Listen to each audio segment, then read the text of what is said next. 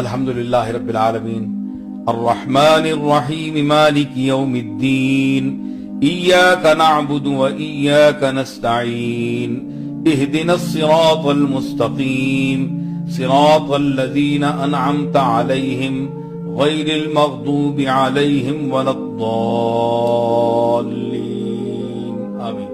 ये जो मैंने शरफ हासिल किया है, अब जो अरबी जानते हैं और मैं खुद थोड़ी बहुत ही जो जानता हूँ, अब इसका जो बराह रास्त मुझ पर असर हुआ है लफ्जों का, वो तर्जमे में नहीं हो सकता। अगर तर्जमे में होता तो फिर आपके लिए, मेरे लिए, सबके लिए जायज होता कि हम इसका उर्दू में तर्जमा करके, जिनको अरबी नहीं आती वो तर्जमा करके नमाज पढ़ा लें।